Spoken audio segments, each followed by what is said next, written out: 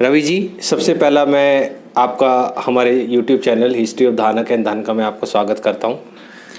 मैं सबसे पहले तो आपका तहे दिल से धन्यवाद करता हूं जो हमें इस लायक समझा, और जो हमारे दर्शक भाई हैं इस वीडियो को देखें और समझें, मैं उनका भी बहुत तहे दिल से धन्यवाद करता हूं। और भाई बहुत अच्छे काम कर रहा है। रवि जी, मैं कुछ इंटरव्यू में आपसे कुछ क्वेश्चंस लूँगा और उसके आप एक वन बाय वन एक बार उसके ज़रा जवाब दे दीजिएगा। मेरा पहला क्वेश्चन है, हमारे समाज में बहुत से ऐसे व्यक्ति हैं जो समाज के लोगों के बारे में बहुत कम जानकारी रखते हैं। उनके लिए आप अपने बारे में थोड़ी सी जानकारी बताइए। जी बिल्कुल भाई जी, आपने अच्छा सवाल पूछा है। देखो, मैं ये कहना चाहता हूँ सभी भाइयों को, सबसे पहले अगर है कोई तो हमारा माँ बाप, अगर दूसरा है तो हमारा समाज है। अगर हमें समाज की नॉलेज नहीं है तो समझ लो कुछ भी नहीं है। तो सभी को समाज की नॉलेज होनी चाहिए। और अरे अलग अलग प्रकार के बंदे होते हैं, सबके हमें बंदे की पहचान होनी चाहिए। कौन हमारे लायक है, कौन हमारे लायक नहीं है, और कौन हमें सपोर्ट करता है, कौन हमें सपोर्ट नहीं करता। जी रवि जी, आप थोड़ा अपने हमारे दर्शकों को अपने बारे में बताइए। जी, मेरा नाम रवि लाडोवाड़ गोत है मेरा, और रवि पहलवान के नाम से मुझे सब जानते हैं। और जिला रोहतक है, तहसील मैम है, गांव मेरा छोटा गांव भेणी मातो और हरियाणा। जी रवि जी, दूसरा क्वेश्चन है हमारा कि आपने पहलवानी कब करना शुरू किया और आपको पहलवानी करने की प्रेरणा कैसे मिली? जी देखो, आपने अच्छा सवाल पूछा और बहुत पुराना सवाल पूछा है। जी। मैं इसका आपको अच्छे से तरीके से सवाल का जवाब दूंगा, क्योंकि इस चीज़ से मैं करीब 10 या 12 साल से जुड़ा हुआ हूँ। देखो, पहलवानी, सच बात तो ये है कि मेरे लोहा दो भी नहीं थी भाई पहलवानी क्या चीज़ होती है। जी। पहलवानी का मेरा मकसद सिर्फ एक ही था, गरीबी। अच्छा। और गरीबी हटाने का मेरा मकसद बन गया पहलवानी। जी। तो मैंने जो आप में गुण था वो आपने उस चीज़ के ऊपर काम करना शुरू किया। मैं, वो कहते हैं ना भाई, पढ़ा नहीं मैं कट गया। मैंने पढ़ाई नहीं की बिल्कुल भी, 10वीं +2 आप जैसे भाइयों ने ओपन से करवाई मेरी। और पहलवानी मेरा पेशा भी बन गया, और मेरा रोजगार भी बन गया, और मेरी पहचान भी बन गई, और मेरा नाम भी बन गया। सब कुछ मेरा पहलवानी बन गया।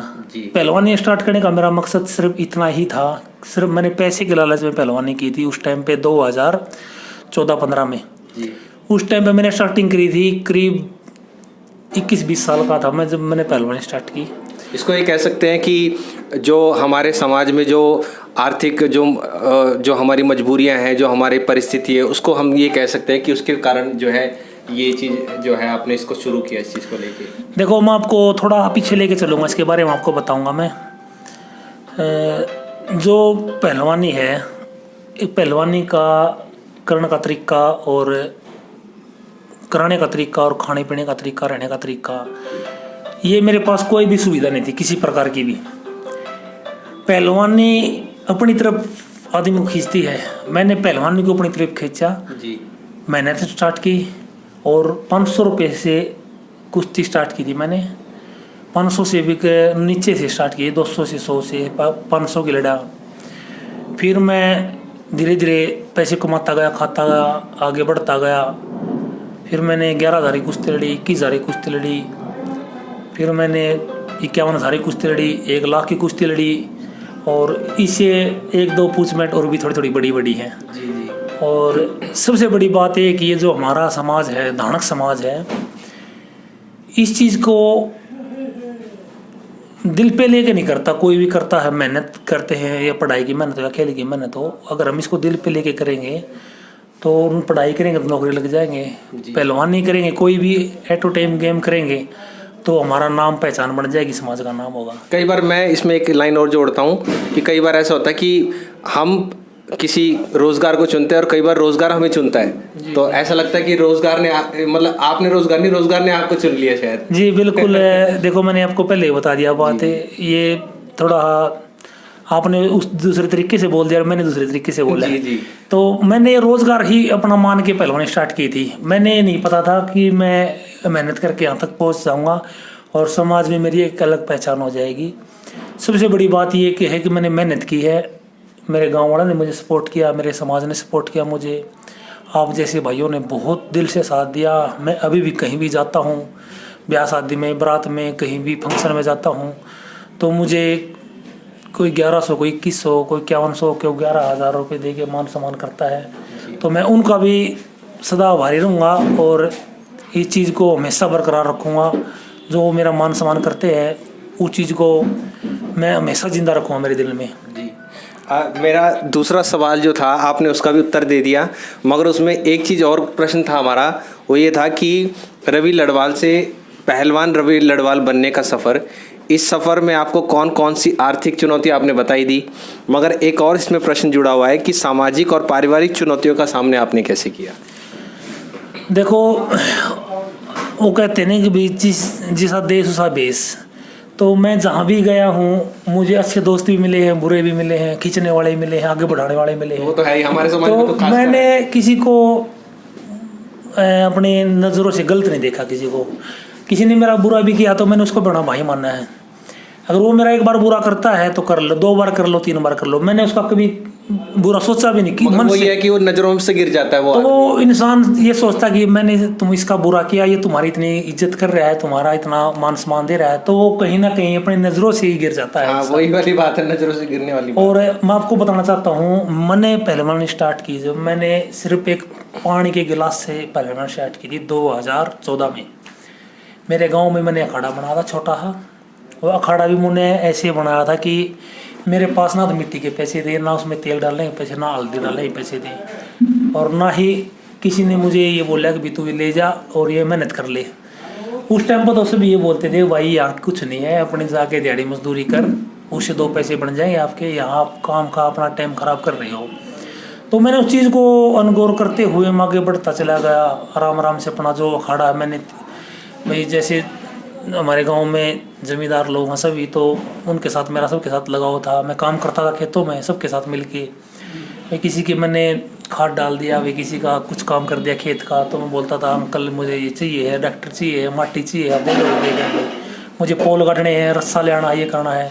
तो मैंने ऐसे ही अपना आराम आराम से करके सब छोटा हा बढ़िया अखाड़ा बना लिया, सुंदर हा अखाड़ा बनाने के बाद मैं अपनी प्रैक्टिस स्टार्ट करती। तो लोग बोलते थे भैया कुछ नहीं है, आप मेहनत यहाँ इतनी मेहनत करें, अब दिहाड़ी इतनी करो कि आपको तो पैसे ही बढ़ जाए। अब मुझे वहाँ से निकले हुए 10 साल हो गए, गांव से निकले हुए 10 साल। भैणी मातो, मैंने सही बोला क्या? मेरे गांव भैणी मातो से मुझे करीब 10 साल हो गए बाहर रहते हुए। अच्छा। रेगुलर अखाड़े में रहता हूँ मैं। गुड़गांव DLF फेज 3 गुरु हरिपाल अखाड़ा है, जो कि गुजरू अखाड़ा DLF में है। वो भी मुझे बहुत सपोर्ट करते हैं और वो मानते हैं मुझे। अच्छा, आपके गुरु जी? जी जी बिल्कुल जी। और वो भी हमारे बहुत सपोर्ट करते हैं, जहाँ कुश्ती होती है वहाँ साथ में भी जाते हैं और मान सम्मान भी करते हैं। तो हमें कोई भी कार्य करना है तो उसको ये सोच के नहीं करना है कि हम इस चीज़ को छोटा देखें, हमने ये सोचे करना कि हम इस चीज़ को बड़ा कैसे करें। बिल्कुल, भाई यही मेरा मानना है और मैं यही संदेश देना चाहता हूँ आपके चैनल के माध्यम से। तो जो भी हम आपको जानकारी दे रहे हैं ये बिल्कुल जीवन के साथ बीती हुई जानकारी हैं और सच्चाई जानकारी हैं। बिल्कुल मैं गरीबी से निकल के यहाँ तक पहुँचा हूँ और उस चीज़ का मुझे पता है मैं कैसे पहुँचा हूँ, कहाँ तक मुझे क्या किया। रवि जी एक क्वेश्चन और ले लेते हैं कि एक आप क्या कर रहे हो ना, एक जो मेरा अगला क्वेश्चन होता है आप उसका जवाब पहले ही दे देते हो, मगर उसमें कुछ और कमियाँ रह जाती हैं। मैं एक बताता हूँ आपको कि मेरा जो अगला प्रश्न था वो ये था कि आपने किस अखाड़े से शुरुआत की। आपने बताया 2014 से आपने खुद का अखाड़ा स्टार्ट किया, और उसी के अंदर कुछ और प्रश्न ये थे कि आपने किन किन अखाड़ों से सीखा और आपके गुरु कौन कौन रहे जिन्होंने आपको तराशा, आपकी स्किल को और बेहतर किया। देखो, सबसे पहले तो मैंने अपने स्टार्टिंग की थी 2013 के 14 के बीच में। एक जींद जिला में गांव पड़ता है, काफ़ी बड़ा गांव है, नाम है गांव का। अच्छा। बांस गांव। बांस ये कहाँ पड़ता है? ये जींद जिला के अंदर पड़ता है। जींद जिला, अच्छा, हरियाणा में? हरियाणा में पड़ता है। अच्छा अच्छा। ये अपने बांस, एक पदम का बांस भी है? नहीं, ये हरियाणा में पड़ता है, पुट्ठी के पास, सामने पुट्ठी के पास गांव बांस। अच्छा अच्छा। तो वहाँ पर एक अखाड़ा बना था जो मेरे सबसे पहले गुरु थे और वही मेरे गुरु है। अच्छा, उनका नाम बताइए। उसका नाम भी बताऊंगा मैं आपको। उसने अखाड़ा बनाया था गुरु लाभ सिंह अखाड़ा। अच्छा। तो उसने 2012 में खड़ा बनाया था, तो 2014 में मैं वहाँ प्रवेश कर गया था। ठीक है। तो उसके पास मैंने करीब 2 साल मेहनत की। वो आपके सबसे पहले गुरु रहे? नहीं, मैं आपको बताना चाहता हूँ एक बार। वो 2012 में खड़ा स्टार्ट किया, 2013-14 में वहाँ चला गया था। ठीक है। तो मैंने 1 साल वहाँ मेहनत की बहुत ज़्यादा जम के। तो वहाँ खड़े में मैं सबसे कमज़ोर और सबसे बेबस लगता था वहाँ पर उस टाइम पे। अच्छा। तो मुझे वहाँ भी जो पहलवानों को काम दिया जाता था, मैं उस काम को उन जो मेरे से तगड़े पहलवान थे उन सबसे पहले काम कर देता था। मैं कोई भी काम था, मैंने नया अखाड़ा बना था, मिट्टी डालनी है या कुछ भी करना है, घास काटना है, जुनून होता है चीज करने के लिए। काम मुझे काम दिया जाता था, भाई तुम ये काम करोगे, आज मैं कर दूंगा, कोई दिक्कत नहीं गुरुजी। तो जो मेरे गुरुजी थे लाभ सिंह, अच्छा, गुरु लाभ सिंह पहलवान बांस के हैं, वो भी एक अच्छे से मेरे पहलवान रह चुके हैं। तो मैंने स्टार्टिंग की थी वहाँ से। फिर मैंने धीरे धीरे, मैंने आपको बाद में मैं थोड़ी देर पहले बोला था, मैंने गांव में खड़ा बनाया। ठीक है। तो 2014 में, 15 में, 16 में मैंने गांव में मेहनत की। फिर 2018 में मैंने एक अच्छा खड़ा ज्वाइन करने की सोची, क्योंकि मैं थोड़ी कुश्ती भी ठीक सी हो गया था, 21 होगी 31 रुपये कुश्ती लड़ने लग गया था। तो वहाँ तक पहुँचने में मुझे 4-5 साल लग गए थे, बढ़िया खड़ा तक। तो मैं आज अच्छा खड़ा है, बढ़िया खड़ा है, और यहाँ भी प्रैक्टिस कर लेता हूँ।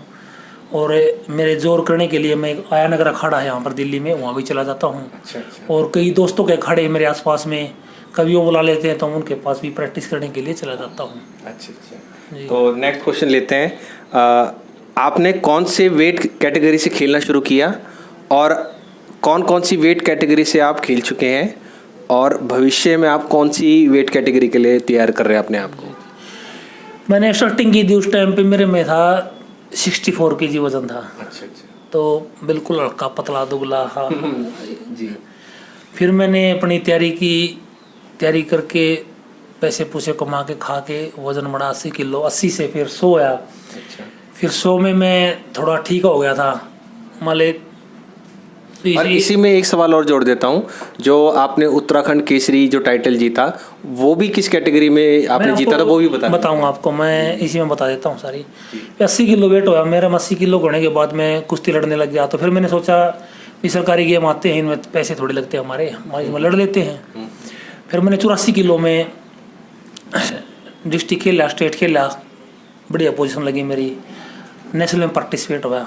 फिर मैंने थोड़ा वेट बढ़ाने की सोची, तो फिर मैं 97 में स्टेट में मेरा मेडल आया। अच्छा।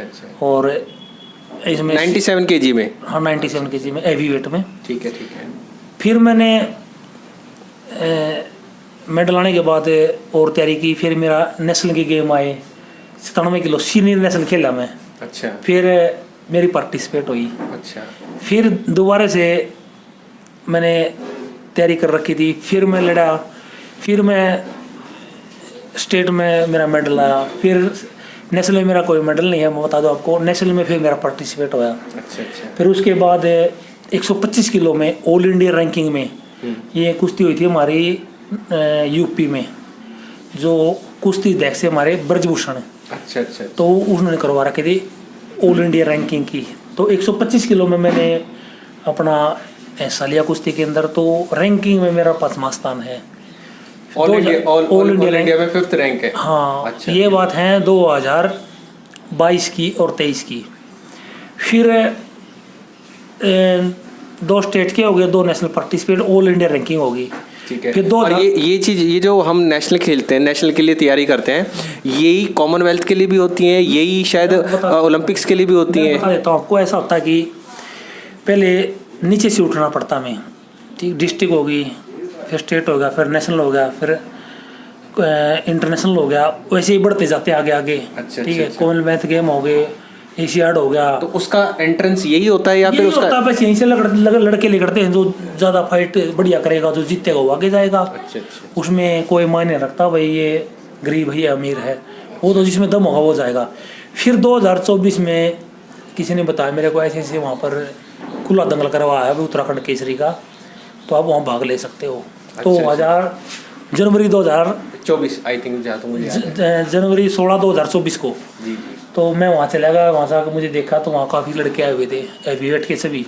अच्छा। तो मिट्टी का दंगल था वो, तो उन्होंने हमारी टाई करवाई, सभी ने एक कुश्ती करवाई। तो पहले राउंड में मुझे टाई का बाई मिल गई, कुश्ती नहीं हुई मेरी। दूसरे राउंड में मेरी फाइट हुई, तो मैंने वो 2 मिनट में चित कर दिया। फिर फिर तीसरे राउंड में, फिर चौथे राउंड में, ऐसे ऐसे करके मुझे वहाँ 5-6 बाउट करनी पड़ी और फाइनल विजेता 2024 का उत्तराखंड केसरी में बना। जी अच्छा, अब नेक्स्ट क्वेश्चन ले लेते हैं। आपकी दिनचर्या और डाइट के बारे में थोड़ा हमारे दर्शकों को बताइए।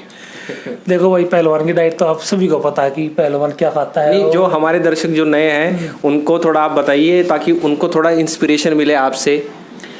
जी बिल्कुल बताना चाहेंगे। देखो, अगर अच्छा खान पान आपने रखना है तो सबसे पहले तो हमें शुद्ध खाना खाना होगा और अच्छा खाना खाना होगा, अच्छी देख रेख में खाना होगा, अच्छा टाइमिंग के साथ खाना पड़ेगा। उसके अंदर वही देखो, घर की डाइट में होता है वही दूध हो गया, घी हो गया, दही हो गया, बादाम हो गया, और जितना भी ड्राई फ्रूट है, जितना भी फ्रूट है आप दबा के खा सकते हो। ये हमारी नेचुरल डाइट है, बढ़िया देसी डाइट बोलते हैं इसको। और भाई आज का टाइम में क्रेज चला प्रोटीन का, तो प्रोटीन भी एक बहुत अच्छी चीज़ है, ये नहीं कि बुरी चीज़ है। प्रोटीन भी आप अच्छा यूज़ करोगे, अच्छे तरीके से यूज़ करोगे तो वो भी आपकी जितनी बॉडी मसल है उसको रिकवरी करेगा और आपको मजबूती बनाएगा। तो प्रोटीन बहुत अच्छी चीज़ है, मैं प्रोटीन यूज़ करता हूँ और अंडा भी यूज़ कर लेता हूँ और चिकन भी यूज़ कर लेता हूँ। ये तो आपका डाइट का एक हिस्सा है एक तरह से, है जो मैंने आपको बताई है। जी जी। अच्छा, और इसमें आपकी दिनचर्या रहेगी क्या? आप सुबह से कैसे रूटीन होता है?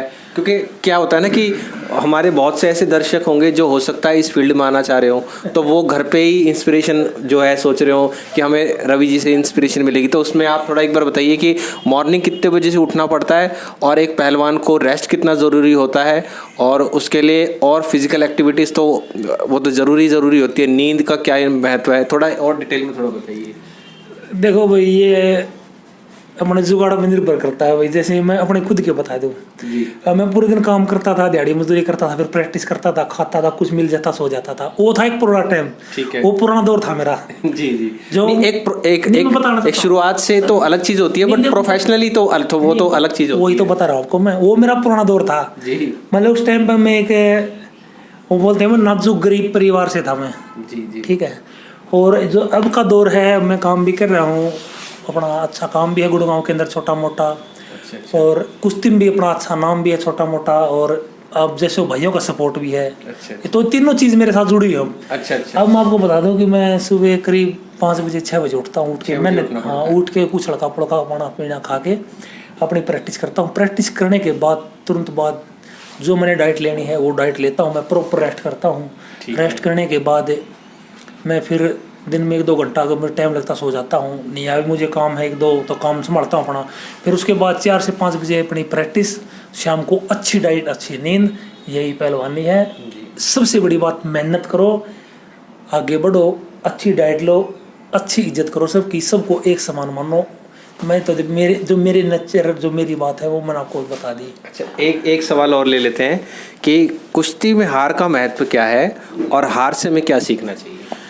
देखो, कुश्ती का एक ऐसा गेम है, कुश्ती का नहीं, गेम कौन सा भी है, हमें हार से बहुत सीखने को मिलता है। एक जीत जरूरी नहीं है इंसान के लिए, एक हार भी इतनी ही ज़रूरी है जितनी जीत ज़रूरी है। अगर हम जीतते चले गए तो हमें उस दूसरी नज़रों से लोग देखने लग जाते हैं। अच्छा। और हम हारते हैं ना तो हारने के बाद लोगों का रिएक्शन हमारी तरफ बढ़ता है। अच्छा। कि भाई ये मेहनत कर रहा था, हार गया तो कोई ना आगे और मेहनत करेगा और अच्छा रिजल्ट ला के देगा। तो देखो, कुश्ती के अंदर हार भी जरूरी है और जीत भी जरूरी है। और अगला सवाल ले लेते हैं, आप अपनी सफलता का श्रेय किसे देना चाहते हैं? सबसे ज़्यादा सफलता का श्रेय तो मेरे परिवार को जाता है। उन्होंने मेरे को सपोर्ट भी किया है और मेरी तरफ उन्होंने देखा भी है और मेरे से उन्होंने उम्मीद भी रही है। और आप घर के बड़े बेटे हैं? मैं सबसे बड़ा मैं हूँ। अच्छा। और 3 मेरी सिस्टर है बड़ी। अच्छा। और चौथे नंबर का मैं हूँ। 3 मेरी सिस्टर, 3 हम भाई हैं। अच्छा, सबकी सिस्टर की सबकी शादी हो रखी है? सिस्टरों की सबकी शादी हो चुकी है। अच्छा। और छोटा भाई मेरे पास में रहता है यहाँ। अच्छा। एक मेरे छोटा है वो अपने गाँव में रहता है, और जो छोटा भाई है मेरा विकास वो मेरे पास में ही गुड़गांव में रहता है, प्रैक्टिस भी करता है और अपने काम भी देखता है।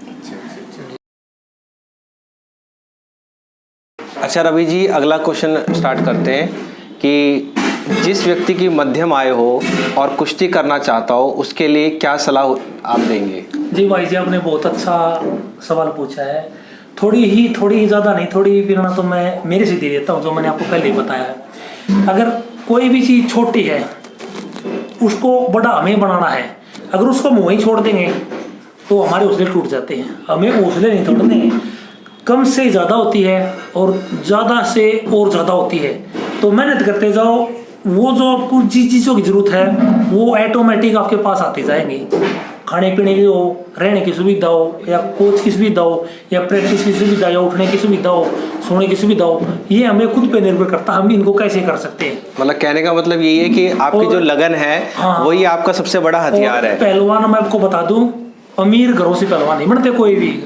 आप इतिहास उठा लेना, सब के सब गरीब परिवार से उठ के पहलवान बनते हैं, सटार बनते हैं, जब जाके अपने समाज का और अपने परिवार का, देश का नाम रोशन करते हैं। अच्छा रवि जी, अगला क्वेश्चन लेते हैं कि कोई ऐसा व्यक्ति जिसकी पाचन शक्ति कम हो तो उसके लिए आप क्या सजेशन देना चाहेंगे? पाचन शक्ति तो भैया ऐसा है, देखो पाचन शक्ति वाले को अपने हिसाब से डाइट लेनी चाहिए। अगर नॉर्मल इंसान है, घर की डाइट लेनी चाहिए, और हल्की डाइट लेगा तो उसका पाचन शक्ति, और अच्छी डाइट लेगा उसमें सुधार आ जाएगा। अच्छा रवि जी, अगला क्वेश्चन लेते हैं कि ऐसी बहुत सी चीज़ें होती हैं जो जो हमें जिम में मिलती है मगर वो अखाड़े में नहीं मिलती, मगर अखाड़े में होती है मगर जिम में नहीं होती। तो अखाड़े के क्या फ़ायदे होते हैं और जिम के क्या फ़ायदे हैं, और दोनों में हमें क्या ऐसे कमी महसूस होती है कि हमें कि जो गांव के लोग हैं वो ज़्यादातर जिम की तरफ भाग रहे हैं आजकल और वो अखाड़े से दूर होते जा रहे हैं, तो उसका कारण क्या है? देखो जिम एक ऐसी चीज़ है, जिम में भी देखो एक अच्छा गेम है, अगर करने वाला हो तो जिम का जो वर्ल्ड लेवल का बॉडी बिल्डर होता है उसकी गिनती होती है जिम में। और अखाड़े का ऐसा होता है कि हमें 10 साल से और 40-50 साल तक भी मेहनत करते हैं अखाड़े के अंदर, तो हमारा पैसे का भी रोजगार बन जाता है और हमारा नाम भी बन जाता है। तो भाई जिम का तो मैं ये कहना चाहूँगा, जो ये छोटे मोटे जिम वाले हैं या महीने 2 महीने करने वाले हैं वो तो ही दिखावा है, और असली जो रियल है वो तो अखाड़ा है भाई। उसमें चाहिए आप जिम भी कर सकते हो और अखाड़ा में कुश्ती भी कर सकते हो, अपना नाम भी रोशन कर सकते हो, अपने माँ बाप का भी कर सकते हो, और 2 पैसे भी कमा सकते हो। और आपको एक सबसे बड़ी बात है कि आपका एक नाम जुड़ जाएगा, आपके नाम के पीछे पहलवान जी। तो इससे बड़ा कुछ नहीं है जी। अच्छा रवि जी, अगला क्वेश्चन लेते हैं कि जैसे हमने बहुत से पहलवानों से सुना है कि मिट्टी की कुश्ती से जब वो मैट की कुश्ती पे आते हैं तो उन्हें बड़ी समस्या होती है, और आपने भी एक प्रीवियस इंटरव्यू में बोला था कि जो मैट की कुश्ती खेलता है वो मिट्टी की कुश्ती आराम से खेल सकता है, मगर जो मिट्टी की कुश्ती करता है उसको मैट की कुश्ती करने में थोड़ी समस्या आती है। तो क्या समस्या आती है मिट्टी की कुश्ती से मैट की कुश्ती में? बहुत अच्छा ऑप्शन है जी। देखो शुरुआत हम करते हैं मिट्टी से, मिट्टी में पैदा हुए हैं तो मिट्टी में शुरुआत करते हैं हम। हमारे इंडिया के अंदर आज के टाइम में वो पहलवान, स्टार पहलवान जो वर्ल्ड लेवल के पहलवान हैं, कई बार के गोल्ड मेडलिस्ट हैं, आज वो इंडिया के अंदर मिट्टी में अपना दम दिखा के बहुत सारे पैसे कमा रहे हैं, लाखों नहीं करोड़ों रुपए कमा रहे हैं, और वो मैट के भी और मिट्टी के भी हैं। अपने इंडिया की छोड़ो, बाहर के ईरान के पहलवान अपने इंडिया के अंदर आए हुए हैं अभी फिलहाल में, तो वो वर्ल्ड फेमस पहलवान हैं जो कि अभी भी यहाँ पर इंडिया के अंदर, जैसे कि ओडी हो गया, एक ओदी हो गया, और काफ़ी नामी पहलवान हो, सभी उन्होंने मिट्टी की कुश्ती का पता नहीं था, अब वो इंडिया में अंदर आके अपनी छाप छोड़ रहे हैं, और मान लो इतने तगड़े पहलवान हो कि हमारे जो इंडिया के पहलवान माटी के उनको टक्कर देते हैं। मगर जैसे हमारे जो गांव के जो पहलवान होते हैं, जब वो मिट्टी की कुश्ती से स्टार्ट करते हैं और जब वो मैट की कुश्ती पे जाते हैं तो उनको क्या समस्याएं क्या आती है, मतलब उनको क्या डिफिकल्टी महसूस लगती है, उनको क्या, जैसे हो सकता है कुछ उनको ग्रिप की महसूस होता हो, ऐसा क्या चीज़ मैं अपने दर्शकों के लिए ये जानना चाह रहा था कि उनको मेन समस्या क्या आती है, इस चीज़ को क्या झिझक क्या होती है उनको झिझक नहीं होती है, इंसान की समझ होती है। अच्छा। अब मिट्टी में करने वाले पहलवान ऐसे भी हैं जो मिट्टी में रहते हैं। मैं आपको एक उदाहरण बताऊं आपको, मैं बस्ती जुलान गया था तो वहां पर उन्होंने ग्राउंड फ्लोर पे अखाड़ा खोद रखा है और फर्स्ट फ्लोर पे जाएंगे तो वहां पर उन्होंने मैट लगाए हुए थे, तो कुछ सालों बाद उन्होंने मैट हटा दिए। मैट हटाने का कारण क्या था, कह रहे कि जो है ना बच्चों को बड़ी दिक्कत आती है यहाँ पे, जो बच्चे सीखते हैं, तो उन्होंने जो वहाँ के जो लाल खलीफा जी जो थे, पहलवान जी जो थे, उन्होंने वो लॉक लगाया हुआ था। तो मैंने फिर इसलिए मैंने ये क्वेश्चन आपसे रखा था, ये सब चीज़ें बस ये थोड़ी सोचने की और समझने की बात है। ये देखो पहले जो पहलवान थे सभी मिट्टी के पहलवान थे, मिट्टी से मैट से जुड़ते हैं, मैट से जुड़ने के बाद में ही अपने समाज और देश का नाम रोशन होता है। एक मिट्टी की कुश्ती के साथ भी हमारा एक अलग पहचान होती है, और जो मैट की कुश्ती होती है उसके अंदर भी हमारी एक अलग पहचान होती है। कुश्ती सेम ही है, बस थोड़ा दांव का और लड़ने का तरीका थोड़ा अलग है। अच्छा, उसमें थोड़ा रूल्स रेगुलेशन हो जाते हैं मेरे ख्याल से। कोई बात नहीं है कि भाई मैट वाला मिट्टी वाला नहीं कर सकता और मिट्टी वाला मैट वाला नहीं कर सकता। हमारे इंडिया के अंदर तो 100 में से 90 पहलवान ऐसे हैं जो कि मिट्टी के भी स्टार हैं और माटी के भी स्टार हैं और मैट के भी स्टार हैं। जी जी, ठीक है रवि जी, अगला क्वेश्चन ले लेते हैं कि अखाड़े की ऐसी कौन कौन सी एक्सरसाइज हैं जो लोग घर में आसानी से कर सकते हैं, और ऐसी कौन सी एक्सरसाइज जो केवल अखाड़े में ही होती है, उसके लिए जो है अखाड़े ही आना पड़ता है। मतलब अगर हमारे दर्शक ये चाहें कि हम घर पे थोड़ा जो है अखाड़े के कुछ गुर आपसे सीखना चाहें कि वो थोड़ा जो है, देखो पहलवान ने होता है ना, वो पहलवान ने अपने दिमाग में और दिल में लेके घूमता है जी। पहलवान तो भाई कहीं भी मेहनत कर लेता है। अगर आप उसको एक चार पाई डालने की जगह दे दोगे ना तो पहलवान तो वहीं मेहनत कर लेगा। तो ऐसी कौन सी एक्सरसाइज है जो हम घर पे कर सकते हैं? देखो घर पे आप सब एक्सरसाइज कर सकते हो। जो हमारी अखाड़े की मेहनत है वो सिर्फ अखाड़े में होती है। अच्छा, जैसे भी अखाड़ा खोलना, मिट्टी में जोर करने, मैट पे जोर करने, और ये तो पर्सनल अखाड़े की मेहनत अखाड़े में होगी। और जैसे डंड मारना है, डंबल मारने हैं, डंड मारनी है, बीम मारनी है, या और कोई आपने योग करना है, ये आप घर में भी कर सकते हो, कोई दिक्कत नहीं है। अच्छा रवि जी, अगला क्वेश्चन लेते हैं। हमारे भारत में गुरु शिष्य परंपरा रही है।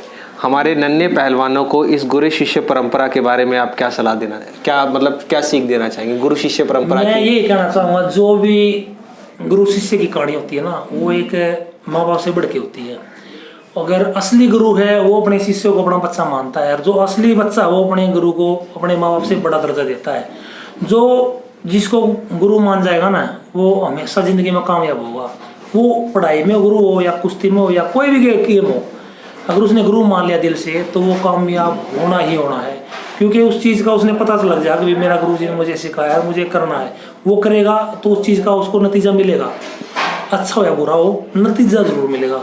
अच्छा रवि जी, अगला क्वेश्चन लेते हैं हम कि कुश्ती से कौन कौन से रोजगार प्राप्त हो सकते हैं, और कुश्ती से आत्मनिर्भर इंसान कैसे बन सकता है? जैसे मैं एक छोटा सा उदाहरण लूँ कि मैं थोड़ा क्वेश्चन के साथ ही जवाब दे रहा हूँ कि जैसे बहुत से लोग होते हैं जो कुश्ती करते करते जो है जो सिक्योरिटी में लग जाते हैं। तो ऐसे कौन सी चीज़ें हैं जो आपने पहलवानी करते करते आपने देखी कि भाई ये रोज़गार जो हैं, मतलब अगर हमारे कोई पहलवान जो पहलवानी में आना चाहते हैं और वो ये सोचना चाह रहे हैं कि भाई इसमें क्या रोज़गार है, तो हम रवि जी से पूछना चाह रहे हैं कि रवि जी इसमें क्या क्या से कौन कौन से रोजगार हमें आगे भविष्य में मिल सकते हैं पहलवानी करने के बाद? देखो अच्छी पहलवान होगा ना तो छोटी मोटी जॉब कोई भी नहीं करेगा। अच्छा पहलवान बता रहा हूँ आपको, अच्छा पहलवान होगा वो अखाड़े में कोच की प्रैक्टिस करवा देगा या कोई अपना खुद का बिजनेस कर लेगा। और जो कुछ दिनों के लिए पहलवान बनते हैं या कुछ समय के लिए पहलवान बनते हैं या थोड़ा बहुत पहलवानी करते हैं, उसके लिए कोई काम मायने नहीं रखता, वो कुछ भी कर सकता है। नहीं, जैसे पहलवानी कर जो लड़ाई झगड़ा करते हैं पहलवान, वो भी मतलब इतने मनड़े पहलवान नहीं है, उन्होंने कुछ दिन पहलवानी की है, पहलवानी के बारे में समझ नहीं है, पहलवानी की उनको इज्जत नहीं है। जैसे पहलवानी करने के बाद जैसे उनके लिए क्या गवर्नमेंट सेक्टर के भी कुछ रास्ते खुल जाते हैं? जैसे जो है स्पोर्ट्स कोटे से अगर वो जाना चाहे, मैं बता दे जाना नहीं जाएगा, मैं बता देता हूँ आपको। अगर हरियाणा के अंदर पॉलिसी है, अगर हमारा हरियाणा का पहलवान कोई भी सीनियर नेशनल में, जूनियर नेशनल में मेडल लेकर आता है तो उसको गवर्नमेंट अच्छी जॉब देती है। रेलवे में टीटी लगा देती है, या हरियाणा पुलिस में लगा लो, या CISF लगा लो, या BSF लगा लो, या बहुत सारी हमारी फौज है उनमें उनको कांस्टेबल या सूबेदार से भर्ती कर लेते हैं। ये नौकरी के अंदर जाने का एक बहुत अच्छा आसान तरीका है। इसके अंदर हमें 4-5 साल के अंदर अच्छा रोजगार मिल जाता है। अच्छा रवि जी, अगला क्वेश्चन हम ले लेते हैं कि प्रोफेशनल कुश्ती किस वर्ष तक खेली जा सकती है?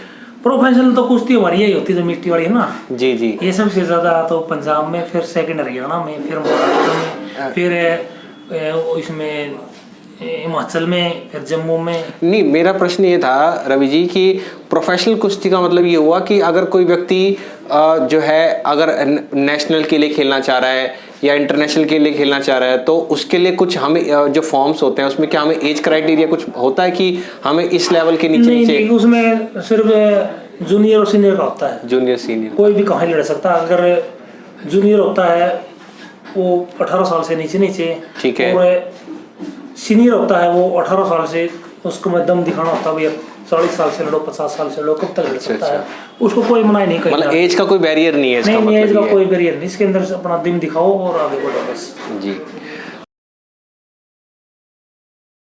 अगला सवाल ले लेते हैं कि आपके गांव मातो बिहानी में अपने गांव के बारे में आप कुछ बताएं कि जो हमारे जो समाज है वो वहाँ पर किस तरीके से रहता है और अपने समाज के लोग कैसे रहते हैं और क्या करते हैं वो मेरा बता दूं, मेरा गांव बिहानी मातो एक छोटा गांव है जो कि मैम के पास बिल्कुल टच में है, 3-4 किलोमीटर दूर। और करीब पूरा गांव की बता देता हूँ पहले आपको। करीब हमारे गांव के अंदर 17-18 कुल 100 बोट है। अच्छा। 17-1800। अच्छा। तो हमारा समाज की बोट है उसके अंदर 500 या 600 बोट। और जो हमारे गांव के धानक समाज के लोग हैं वहाँ पर पहले तो सभी दिहाड़ी मजदूरी करते थे, ना किसी के पास जमीन है ना कोई जायदाद है ज़्यादा बड़ी। अब उस चीज़ में उन्होंने सुधार डाला हुआ है, खुद का बिजनेस कर रहे हैं और पढ़ाई करके खूब सारी नौकरी लग रही है। ये है समाज की बातें। और मेरा समाज ने भी मुझे सपोर्ट भी किया है, अच्छा सपोर्ट किया है। जैसे बोलते नहीं, अच्छा एक बहुत अच्छा सपोर्ट किया है। और हर इंसान ने सपोर्ट किया है, या लेडीज़ हो, लड़का हो, बुढ़ा हो, हमारे गाँव की लुगाई हो, कोई भी हो, सब ने मुझे सपोर्ट किया है। रवि जी, अगला क्वेश्चन ले लेते हैं। अपने समाज के लोग जो कुश्ती करते हैं उनके नाम आप बता सकते हैं जो अपनी बिरादरी के हों, जिनका आपसे संपर्क हुआ हो? नहीं, बिल्कुल बता सकता हूँ। एक पुराना पहलवान है हमारे करनाल जिले में, उसका नाम है शीला पहलवान। उसके गुरुजी हैं, वो भी अपने समाज के, वो भी अच्छे पहलवान रह चुके हैं, वो अपने समाज के। उनका क्या नाम है? उसका नाम मुझे याद नहीं है। अच्छा। और एक लड़का भी बहुत अच्छा चला हुआ है जो कि रोहतक में अखाड़े में, महाकाल अखाड़े में प्रैक्टिस करता है। तो लंबा के नाम से मशहूर हो, अंकित लंबा। अच्छा। वो भी अच्छा पहलवान है, आज के समय में बहुत अच्छी कुश्ती दिखा रहा है। और छोटे छोटे और भी काफ़ी सारे पहलवान हैं जो कि मेहनत कर रहे हैं और अपना संघर्ष दिखा रहे हैं और अपने ताकत दिखा रहे हैं। और आप पूछ रहे थे कि हमारा समाज के पहलवान इंटरनेशनल क्यों नहीं पहुंचते और उनको प्रोत्साहन करने के लिए हमें क्या करना चाहिए। और एक और हमारा पहलवान है बहुत अच्छा, हमारा साथी भी है, मेरे पास रह के भी गया है, प्रवीण नागर, गांव बमड़ा से। अच्छा। वो भी कॉन्वेट का पहलवान है, उसके भी यूनिवर्सिटियों में मेडल हैं, कई नेशनल मेडल उसके। वो फिलहाल में अभी इसकी तैयारी कर रहा है NIS की।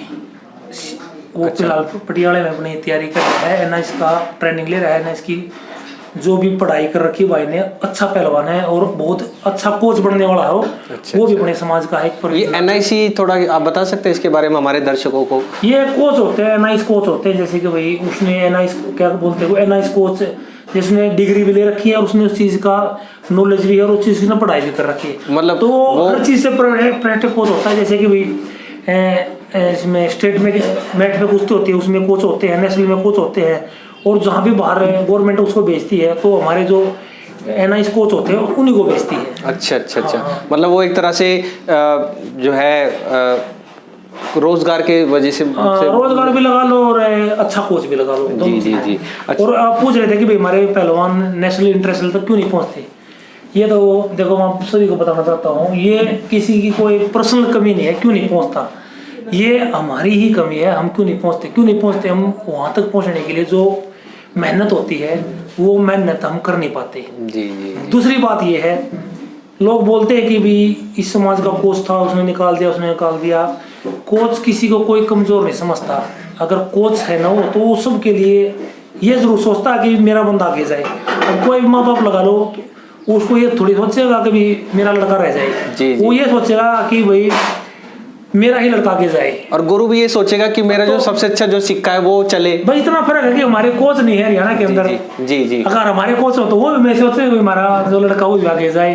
बस उस चीज को हम ये दोहरा देते हैं कि उसका तो वहाँ कोच था, वो उसको आगे लेके चलेगा। नहीं, ये कोई ज्यादा बड़ी बात नहीं है। आगे निकलना तो हमें दम होना चाहिए और वो दम हमें बढ़ाना पड़ेगा, तब हम नेशनल, इंटरनेशनल और ओलंपिक और अपने वर्ल्ड और एशियाई गेमों में जब हिस्सा ले सकते हैं, जब हमें खुद में ताकत होगी और खुद में दम होगा, हम उसके लायक होंगे।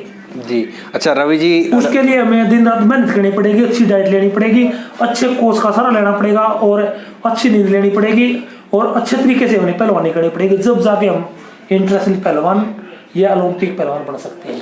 अच्छा रवि जी, लास्ट सवाल हम लेंगे कि हमारे चैनल, समाज और हमारे युवा पहलवानों के लिए आप क्या संदेश देना चाहेंगे? 2024 का एक्स उत्तराखंड केसरी लडवाड़ मेरा गोत है, दानक समाज से बिलोंग करता हूँ। भाई मेरे पास आया, मेरे भाई ने इंटरव्यू लिया, भाई का मैं पहले तो दिल से धन्यवाद करता हूँ। और जितने भी मेरे भाई जुड़ रहे हैं चैनल के माध्यम से, अगर हमें कोई छोटी मोटी, भाई देखो ऐसा ही मैं तो पढ़े लिखा कम हूँ, भाई भी थोड़ा इस चीज़ में अभी सीख रहा है, समाज के लिए अच्छा काम कर रहा है। अगर कोई छोटी मोटी मिस्टेक आपको लगे भी तो कोई भी किसी को दिल पे नहीं लेना चीज़ को, अगर लगे तो भाई को कमेंट में, अच्छा लगे तो भी बताना, ना लगे तो भी बताना। अगर जो भाई पहलवानी सीखना चाहता है, सबसे पहले तो आप पहलवानी स्टार्ट करो, डाइट अच्छी लो, नींद अच्छी लो, मेहनत अच्छी करो और सबकी इज्जत करो।